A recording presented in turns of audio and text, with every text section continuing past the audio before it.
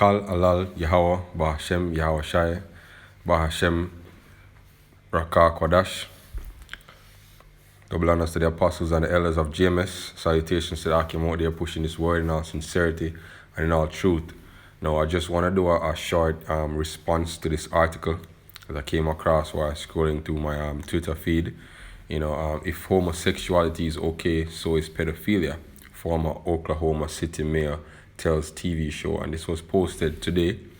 Now, this Oklahoma City mayor has the right point of view, yo. He could just might as well be a Jake, right? Because and I said this in one of my recent videos.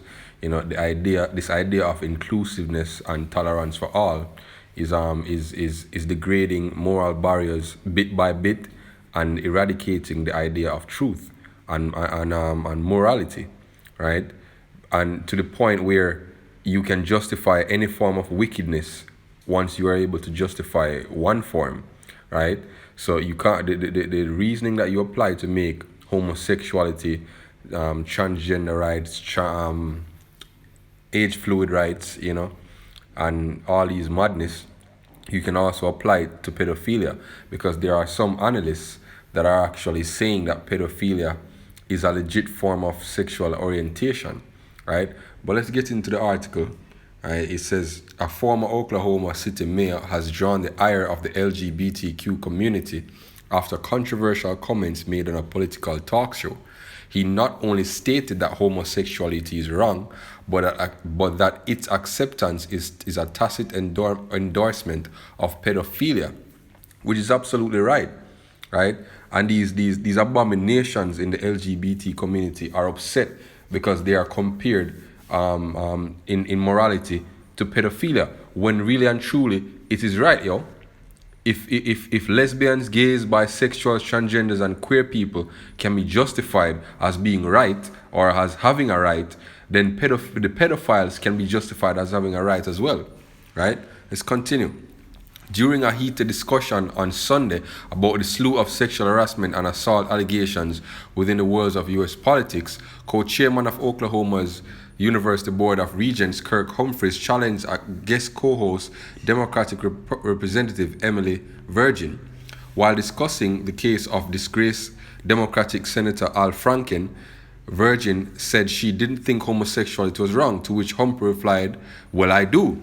He then muddied the waters with a non sequitur by alluding that a former U.S. Representative Barney Frank, an openly gay politician, is homosexuality wrong or right? It's not relative.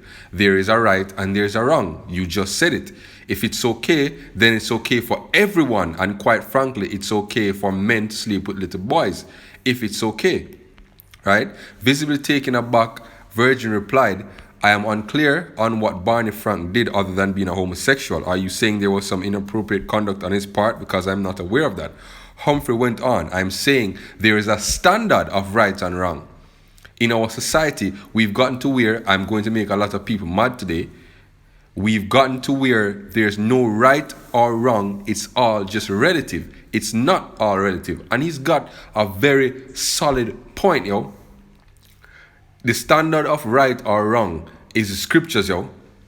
The laws, statutes, and judgment of Yahweh, Bahashem Yahweh Shai. Those are the standards of right and wrong, yo. Right? And if you remove the standards, they have even removed the standards of gender and made it a social construct, right? So how then can you define truth, yo? What standards are you going to use to define truth when everything is a moving target, yo? So what he said is right. In our society, we have gotten to where there's no right or wrong. It's all relative, yo. And that's total madness. And it's going to lead to chaos, yo. It's going to lead to moral chaos. Right? Now, I want to bring out a definition. It's called moral relativism. And it defines it as the view that moral judgments are true or false only relative to some particular standpoint, for instance, that of a culture or a historical period, and that no standpoint is uniquely privileged over all others. It has often been associated with other claims about morality, notably the thesis that different cultures often exhibit radically different moral values, the denial that there are universal moral values shared by every human society, and the insistence that we should refrain from passing moral judgments on beliefs and practices characteristic of cultures other than their own. And it's one of those madness, one of those crazy philosophies pushed by democracy, by American democracy, by the so-called white man's democracy, that morality is relative, that truth is relative, that reality itself is relative, right? So let's just bring out a couple of scripture before we wrap this up, because this don't need to be dragged out. This is Isaiah 59 verse 8. The way of peace they know not, and there is no judgment in their goings. They have made them crooked paths, whosoever go therein shall not know peace. Right? People who follow this path will be judged, Therefore is judgment far from us, neither does justice overtake us. We wait for light, but behold obscurity, for brightness, but we walk in darkness. Right? Obscurity. Total obscurity, There's no longer a left or right divide, We grope for the wall like the blind, and we grope as if we had no eyes. We stumble at noonday, as in the night. We are in desolate places as dead men. Right? Bring out another precept. This is 2 Ezra chapter 5 verse 1. Nevertheless, as concerning tokens, behold, the day shall come, which they that dwell upon the earth shall be taken in great number, and the way of truth shall be hidden, and the land shall be barren of faith. Right? That's speaking about these days, These are the times that this precept is speaking about, Right? When the way of truth is hidden. When truth is no longer a concrete thing. It's relative.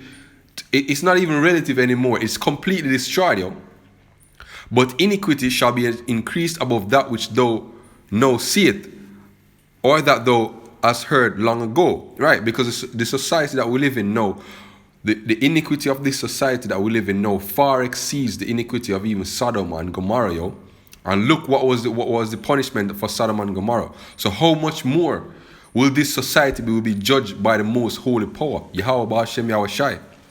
Right? By how much more sore punishment, will the society be destroyed, Right? Let me read it again. Nevertheless, as concerning the tokens, behold, the days shall come when they that dwell upon the earth shall be taken in a great number, and the way of truth shall be hidden, and the land shall be barren of faith. But iniquity shall be increased above that which thou seest, or that thou hast heard long ago. Right? And the land that thou seest now to have root, shalt thou see wasted suddenly. Right? The Most High is going to waste this society, Right? Alluding to the thermonuclear destruction that's coming to America, America is going to be a vast wasteland, right? An empty desert, right? So, with that, I hope this lesson was edifying, to the Akim out there. Keep pushing, keep building the house of David, but what, Dawada, right? And salutations to the hopeful elect out there, double honors again to the apostles and elders of GMS. Shalom.